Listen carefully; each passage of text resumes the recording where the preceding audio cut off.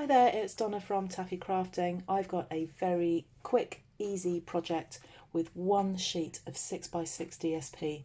This is the challenge this week for mine and Vicky Lou Designs and Crafty Karen Designs. This is our Share It on a Sunday challenge. Every Sunday we do this, and it was my turn to pick the challenge this week, and I said that we had to make a 3D project out of one piece of 6x6 paper. No cutting it down, no trimming it down, it's a 6x6 and that's it. And it's just to show that we don't need too many intricate measurements and cutting and scoring in order to be able to produce something really pretty.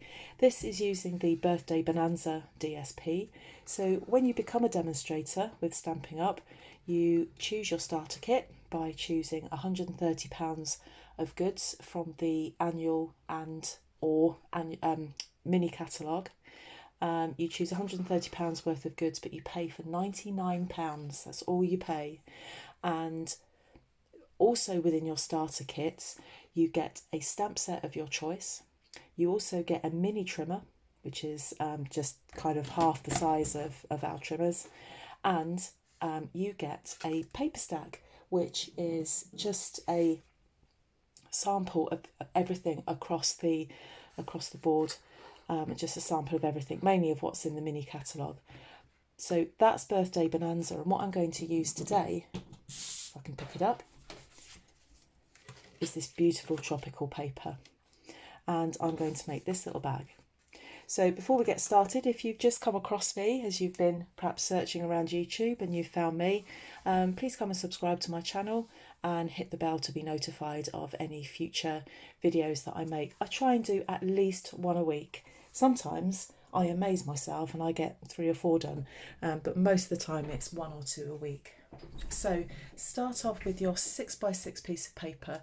So this means that you can make 4 out of one sheet of 12x12 if you have 12x12 DSP, or you can make 1 out of a piece of 6x6. So the first thing you need to do, if your paper has a particular direction to it, you need to decide what is the bottom. So I've decided to go for this side to be the bottom of my bag. If you had a completely random pattern, then it wouldn't matter. But in this case we do, so this is the top, so this is the bottom. So once you've decided where that is, you want the bottom to be on the left side of your trimmer. So you put that into the trimmer, and then you're going to score that at 1 3/8. Like that. You're going to take that out, and then you're going to rotate it 90 degrees clockwise. Back in the trimmer. And you are going to score at 1 3/8, but just to that first score line, which might be a bit tricky to see. Just trying to see where that is. That's it, it's there. So just to the first score line, and then move it along to, can't read my handwriting, 2 3/4,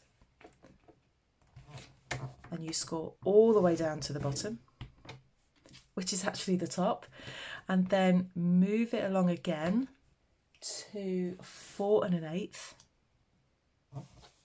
and score just to the first score line, and then move it along again to 5 1/2 and score all the way down to the bottom, like that. And then that's all the scoring that you need to do. All of the measurements are on my blog, so don't worry about writing them down if you don't want to, if you just want to follow this.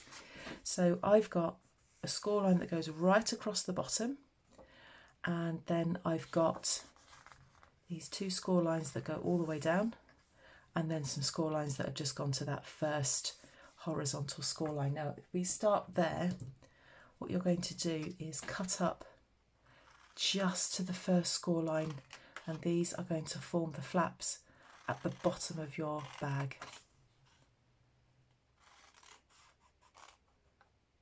Like that. And we're just going to do this last one here as well. Now this skinny little rectangle here, we're going to lose that. So I'm just going to turn it, and I'm just going to cut diagonally into that. And then at the top here, where the rest of that skinny rectangle is, I'm just going to cut from the top corner like that diagonally. Okay, so we've got those. And then with this one here, so it's the second flap in from the tab, and we're going to round those corners off. Well, I was going to round my corners off, but I haven't got my paper rounder here, or my corner rounder, so I'm just going to just round it off.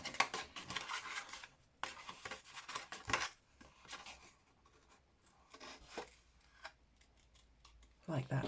It doesn't have to be exact. Fold and burnish all of your score lines.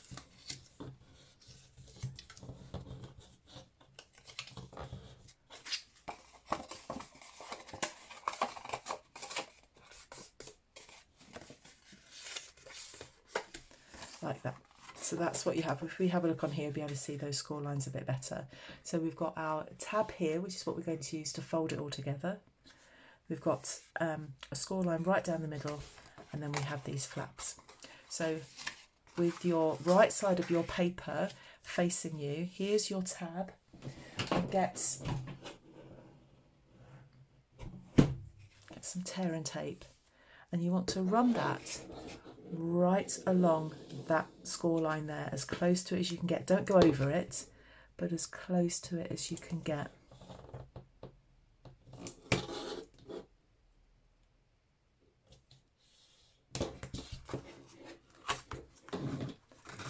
And then I'm just going to trim that off there.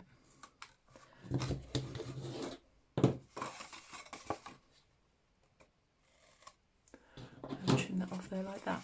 And then I'm just going to take that paper off. I have to use my scissors for this. If you've got something like a pokey tool or a take your pick tool, you could use that. So we'll take that off. So back looking at the inside, fold that over, and then you're bringing that flap over like that. And you're just going to stick that down.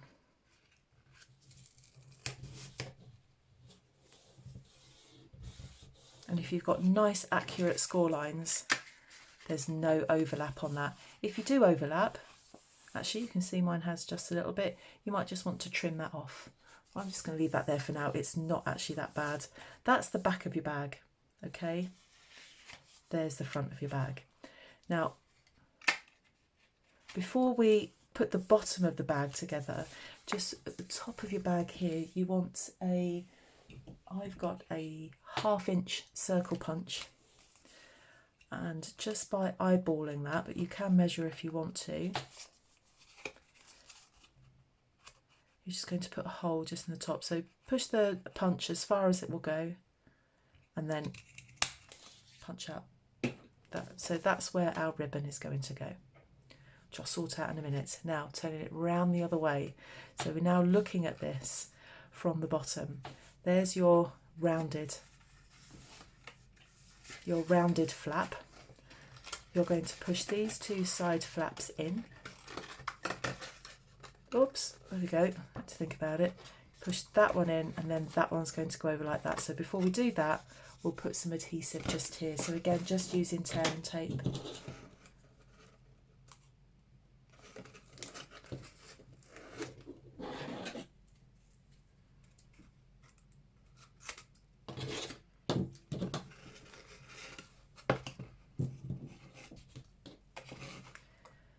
I'm just going to release that.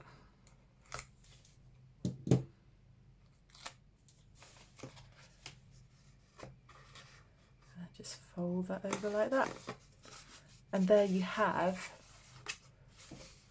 your box. And that rounded bit is just, if you were to look at that at the bottom, does anybody look at the bottom of the box? I don't know, but if that's the case, then you know you've got that rounded and it looks nice and neat. You then fill your bag with whatever you like. I mean, this is just kind of screaming out to have some sweets thrown in there. We've got, it's still still a month away from Easter, but Easter isn't far away now. The supermarkets have thought it's been Easter since about December the 26th. So there's been Easter sweets aplenty in the supermarkets. So what I want to do is decorate the front of my bag. So I'm going to start off by getting some glimmer paper. So this is the diamond glimmer paper. And I'm just going to punch that out using the Starburst punch.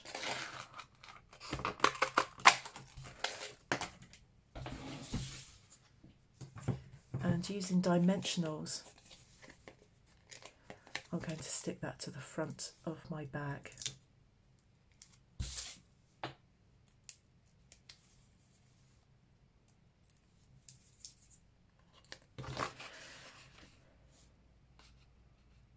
And just stick that on there like that. Just get my fingers in there and just make sure that those dimensionals are grabbing hold of the paper, and they are. And then what I want to do is just find some paper that goes with that. So you could have some green, or maybe pick out the yellow in here, or maybe the red. I'm not quite sure what I want to put on there, and I'm going to have a look and see what I've got in my stash of card. So I found some red card, which I think kind of pretty much matches that. That's what I'm going with anyway. And I've got some Memento ink, so I've got some black ink just for contrast, and then I've got a sentiment that's from the Forever Lovely stamp set, and I'm using this one, wishing you a lovely day.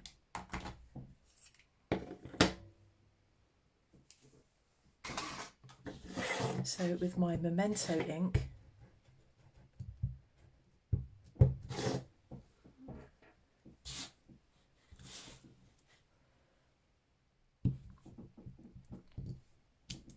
I stamp that on there like that. Memento ink is so crisp. That's just a beautiful stamp there. And then I'm going to get my 2-inch circle punch, which I put down somewhere. There it is. And I'm just going to punch that out. Always easier to stamp than punch. And this only just fits. Just want to get that absolutely right. No. Not happy with that. That will do it. Pinch that out.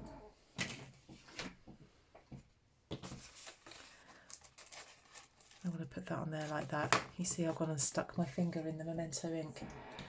It's just dangerous when it comes to ink. It just always manage to splodge my hand in it somewhere.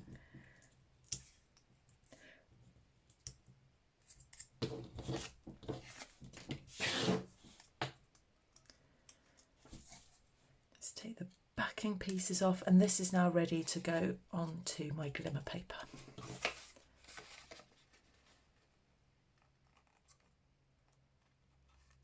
So perfect just for an inexpensive gift.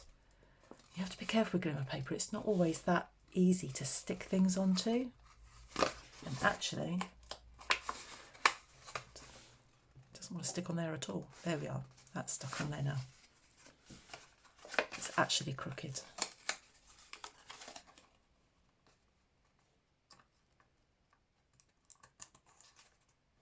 That's better.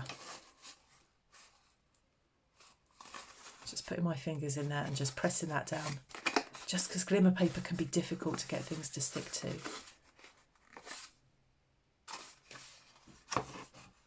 Okay, so that needs one more thing apart from sweets. It needs some ribbon. So what I'm going to use is the black organza ribbon. So I've just got my very last piece here.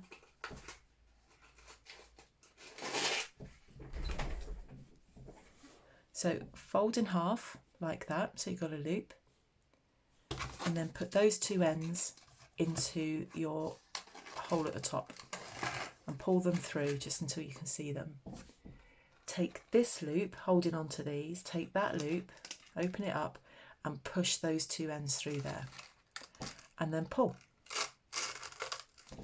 And it's perfect closure, and it undoes easily, no bows, no knots. That's why I like that type of closure. So there we have a little bag using a 6 by 6 inch piece of paper. and you can make 4 of these out of a 12 by 12 sheet of DSP, and 1 out of a 6 by 6, depending on what paper pack that you have.